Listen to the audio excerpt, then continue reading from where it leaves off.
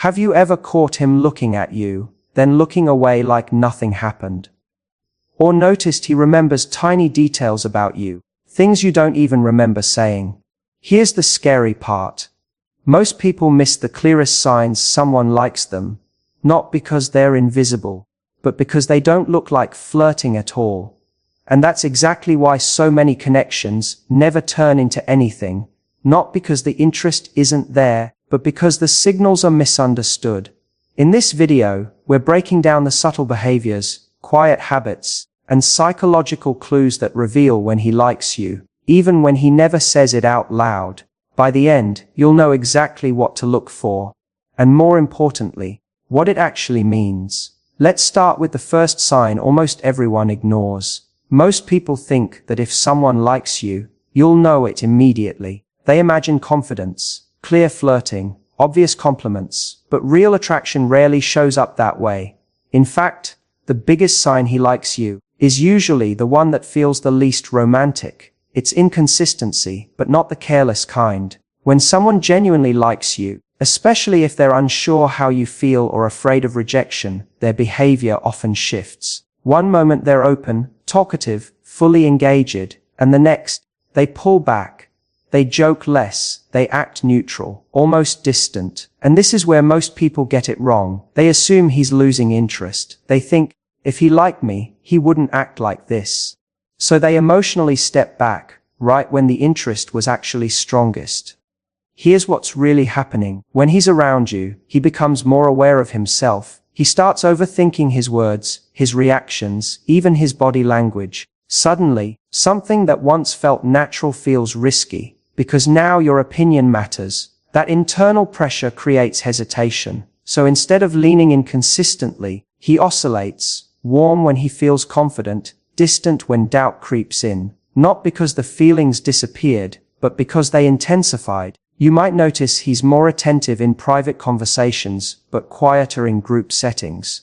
Or he checks in on you randomly, then goes silent for a bit. Or he treats you casually, yet somehow remembers details no one else does. These contradictions confuse people. But they're not random. They're signs of emotional self-control, someone trying not to reveal too much too fast. And here's the part almost everyone overlooks. If he didn't care, his behavior would be stable, predictable, flat. There would be no tension, no shifts, no emotional friction. Inconsistency driven by confusion is very different from inconsistency driven by disinterest. One comes from not caring at all. The other comes from caring too much. That's why this sign is so often missed, because it doesn't feel reassuring. It feels uncertain, and humans naturally interpret uncertainty as rejection. But attraction doesn't always create boldness. Sometimes it creates caution. And once you understand that difference, you stop misreading moments that were never meant to push you away, only moments where someone was trying to protect themselves. Now that you know this, the next sign becomes much clearer, because it shows up not in what he says, but in how he reacts when you're not paying attention. Texting is where attraction becomes the hardest to read, because words are short, tone is missing, and everything can be misunderstood. But when he likes you, his texts usually reveal patterns he doesn't even realize he's creating. It's not about how fast he replies. That's the first mistake people make. Someone can take hours to respond and still be deeply interested. What matters isn't speed, it's effort. When he likes you, his messages don't try to end the conversation quickly. Even when he's busy, he leaves openings, a question, a reaction, something that keeps the connection alive, because subconsciously, he doesn't want the interaction to stop. You might notice he responds with more than necessary. You send one line, he sends 3. You make a simple comment, he adds context, humor, or a story. Not to impress you intentionally, but because he's emotionally invested in how the conversation feels. Another subtle sign shows up in timing. When he likes you, his replies often come at forward moments. Late at night, early in the morning, during breaks you didn't know he had. Those aren't random. Those are the moments when his guard is down, when he's thinking about you without distractions. And then there's the shift in tone.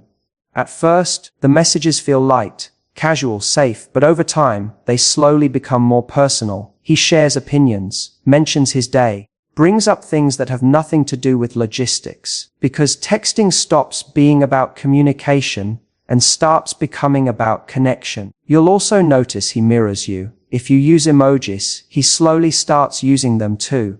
If your messages get warmer, his follow the same rhythm. Mirroring is one of the strongest subconscious signs of attraction, and almost impossible to fake consistently. But here's the part most people misunderstand. When he likes you, he may suddenly pull back in texting, shorter replies, slower pacing, less initiation. And again, people assume disinterest, but often, it's hesitation. He starts wondering if he's texting too much, if he's coming across as needy, if you feel the same way. So he tests distance, not to disconnect, but to see if you'll meet him halfway. Because when someone likes you, texting becomes emotional territory. Every message feels like a signal. Every silence feels louder. And once you know what to look for, you stop focusing on reply time and start recognizing emotional intention. Because the clearest sign isn't how often he texts. It's how much of himself shows up in the messages. And the next sign makes this even more obvious, because it happens without words at all. What makes body language so powerful is that it happens before someone has time to think. Words can be chosen. Text can be edited, but body language reacts instantly, and that's why it often reveals the truth. When he likes you, his body responds to your presence before he's even aware of it.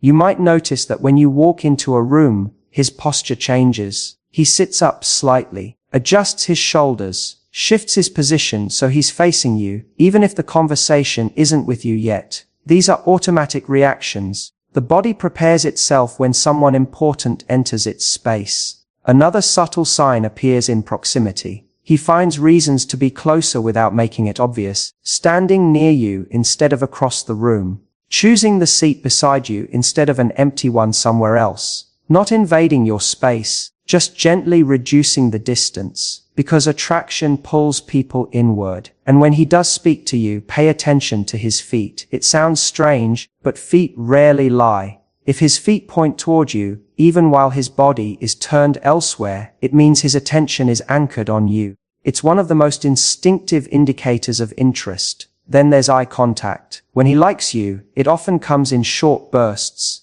He looks at you, then looks away, then looks again, not because he's uninterested, but because holding eye contact suddenly feels intense. You may even catch him looking when he thinks you're not watching. And when your eyes meet, he quickly looks away or smiles without realizing it. That reaction isn't rehearsed. It's emotional leakage. You'll also notice mirroring in physical movement. If you cross your arms, he does shortly after. If you lean in, he follows. If you laugh and tilt your head, he mirrors the gesture. Mirroring is the body's way of saying, I feel connected to you. And it happens almost entirely subconsciously. But here's the sign almost no one pays attention to. When he likes you, he becomes slightly more self-aware around you. He fixes his hair, straightens his clothes, touches his face or neck briefly. These aren't vanity habits, they're nervous responses. Attraction activates vulnerability. Your presence makes him want to present himself well, even if he doesn't know why. And the reason these signs are missed is because they're quiet. They don't demand attention. They don't announce themselves. But once you notice them, they become impossible to unsee. And the next sign takes this even further, because it shows up not in what he does around you, but in how he reacts when other people are involved. One of the most confusing things you'll notice is that he doesn't act the same around you when other people are present. When you're alone, he's warmer, more open, more natural, but in group settings, something shifts. He becomes quieter, more reserved, or sometimes oddly distant. And this is where doubt usually starts. You think, if he really liked me, wouldn't he act the same everywhere? But attraction doesn't always create confidence, especially when other people are watching. When he likes you, your presence suddenly raises the stakes. Around others, he becomes more aware of how he's being perceived. He doesn't just think about you anymore. He thinks about what his behavior might look like to everyone else. So he pulls back. Not because his feelings changed, but because exposure feels risky. In private, there's safety. In public, there's vulnerability. He may worry about teasing from friends, about revealing too much, about making things obvious before he knows how you feel. So instead of leaning in, he masks it. Sometimes that mask looks like indifference. Sometimes it looks like joking too much. Sometimes it looks like treating you almost normally, but not quite. You might even notice him talking more to others while barely engaging with you. And that hurts, until you understand what's happening underneath. Avoidance isn't always rejection. Often, it's restraint. He's trying to manage emotions he hasn't fully sorted out yet. But there's a tell. Even when he's acting distant, his attention still finds you. He checks your reactions, watches when you laugh, notices when you speak. Even when he's not directly interacting, his awareness stays connected. It's subtle, but consistent. And here's the part most people don't realize. If he truly didn't care, he wouldn't monitor you at all. Your presence wouldn't change his behavior. The shift itself is the signal. Because emotional investment alters behavior, even when someone is trying to hide it. That's why this sign is so confusing. It doesn't feel warm. It doesn't feel reassuring. But it is meaningful. And once you recognize it, you stop internalizing his distance and start seeing the hesitation behind it. Because the next sign explains exactly why that hesitation exists and why attraction sometimes makes people act hot and cold. Few things are more confusing than this. One day he's attentive, warm, clearly interested. The next, he feels distant, short, almost disconnected. And the emotional whiplash makes you question everything. You wonder if you imagined the connection, if you said something wrong, if he suddenly lost interest. But hot and cold behavior rarely comes from a lack of feelings. More often, it comes from too many. When he likes you, two opposing forces start pulling at him at the same time. One side wants closeness, the other wants control. Attraction creates desire, but it also creates fear. Fear of rejection, fear of embarrassment, fear of caring more than the other person. So when he feels emotionally confident, he moves closer. He engages more. He opens up. That's the hot. But the moment doubt creeps in, a delayed reply, an unread message, an unclear reaction, his mind fills in the blanks. And instead of risking vulnerability, he pulls away. That's the cold. Not because he stopped caring, but because he's trying to protect himself from feeling exposed. This push and pull can happen internally in minutes. You never see the battle, only the outcome. And the mistake most people make is reacting emotionally to the cold phase. They withdraw completely. They become distant in return. They assume rejection, which unintentionally confirms his fear that the interest wasn't mutual. Hot and cold behavior isn't manipulation when it's unconscious. It's uncertainty searching for safety. And here's the important distinction. If someone is playing games, the pattern feels calculated, strategic, repetitive. But when someone is conflicted, the pattern feels messy, emotional, inconsistent. You'll notice warmth mixed with guilt, interest mixed with hesitation. That confusion is the signal, because disinterest is simple. It doesn't fluctuate. It doesn't create emotional waves. It doesn't leave you feeling like something almost happened. Hot and cold behavior does, because something is happening, just not fully expressed yet. And once you understand this, you stop chasing clarity through reaction and start recognizing what his behavior is really responding to. Because the next piece explains what's actually happening inside his mind, the psychology that drives all of this beneath the surface. Attraction doesn't begin with confidence. It begins with awareness. When a man starts to like someone, his brain doesn't immediately move toward action. It moves toward evaluation. He begins observing, not just how you look, but how he feels around you, whether conversations flow, whether he feels understood, whether being near you gives him a sense of calm or intensity. That emotional shift is important because male attraction is strongly tied to internal state. If he feels relaxed around you, attraction grows steadily. If he feels emotionally exposed, attraction becomes conflicted. This is where hesitation appears. His mind starts running ahead of the moment, imagining outcomes that haven't happened yet. Rejection, awkwardness, change in the dynamic. So instead of moving forward naturally, he slows himself down, not because desire disappears, but because emotional attachment increases perceived risk. This is why attraction can make someone quieter instead of bolder. The stronger the feeling, the more carefully he manages it. Another key part of male psychology is autonomy. When attraction feels like it might cost independence or emotional control, the brain resists, even if the heart leans in. That resistance doesn't cancel attraction, it delays expression. You'll notice this in small ways: thinking before speaking, pausing before responding, holding back emotions that clearly want to surface. And here's what most people misunderstand. Men don't fall through constant emotion, they fall through moments of meaning. Shared laughter, feeling respected, feeling seen without pressure. That's when attraction deepens quietly, internally, long before it's verbalized. Which is why many connections feel like they're hovering in between something. Not because nothing is happening, but because everything is happening internally first. And the next sign reveals what occurs when attraction meets fear, when feelings are present, but confidence hasn't caught up yet.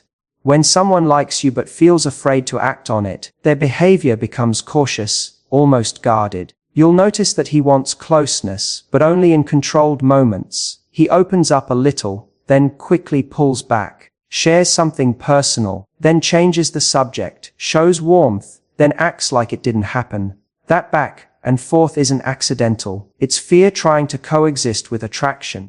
He may avoid direct conversations about feelings, not because he doesn't have them, but because saying them out loud would make them real. And real feelings feel irreversible. So instead, he communicates indirectly, through checking in on you, through small acts of support, through being present when it matters. Even if he disappears afterward, you might also notice hesitation in decision-making. He suggests plans, then delays them, talks about doing things together, sometime, keeps things open-ended. That vagueness isn't lack of interest. It's fear of crossing a line he's not emotionally ready to face. Another strong sign appears in moments of emotional closeness, when conversations get deep, when there's laughter, vulnerability, or a sense of connection. He may suddenly go quiet afterward.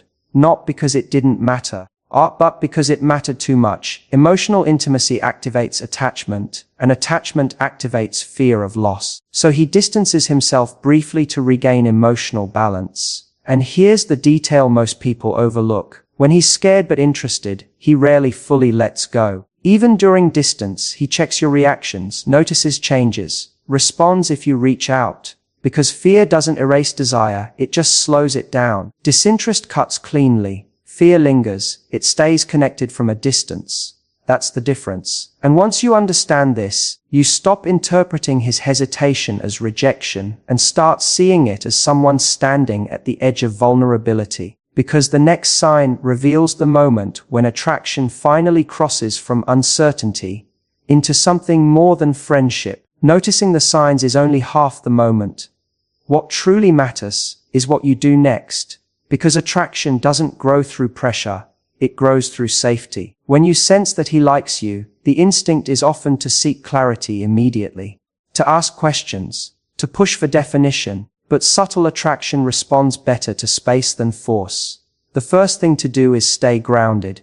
Don't change how you act, don't overperform, don't pull away out of fear. Consistency creates emotional safety. And safety is what allows hesitation to dissolve. Instead of trying to confirm his feelings, focus on how the interaction feels when you're together. Warmth, ease, natural conversation. Those moments matter more than labels. The second thing is to gently meet his energy, not exceed it. If he opens up slightly, respond with openness, not intensity. If he initiates, allow it, without chasing when he doesn't. This balance signals interest without pressure. It tells him, connection is welcome here, and that message lowers fear far more effectively than words ever could. Third, allow moments of silence, not emotional silence, but space. When someone is unsure, space gives their feelings room to organize themselves. It allows attraction to move from confusion into clarity. You don't lose someone who's genuinely interested through patience. You lose them through emotional pressure they weren't ready to carry. And finally, trust what feels consistent, not what feels dramatic. Real attraction doesn't rush. It doesn't demand constant reassurance. It unfolds through repeated moments of presence. If he likes you, you don't need to chase the feeling. You only need to allow it to surface naturally, because when attraction feels safe, it doesn't hide for long, and once you stop trying to force clarity, clarity tends to arrive on its own. Sometimes the hardest part isn't knowing whether someone likes you. It's trusting what you feel when nothing has been said yet, because attraction doesn't always arrive loudly. It doesn't always announce itself with confidence or certainty. Often, it shows up quietly, in pauses, in glances, in moments that feel meaningful even when you can't explain why. And when you start noticing the signs, something important shifts. You stop chasing answers and start understanding patterns. You realize that confusion doesn't always mean rejection, that hesitation doesn't always mean lack of interest, and that not every connection is meant to move fast. Some are meant to grow carefully. What matters most isn't decoding every action. It's paying attention to consistency, intention, and how someone makes you feel over time, because real interest doesn't disappear without reason. It may slow down, it may hesitate, but it doesn't vanish quietly, and if someone truly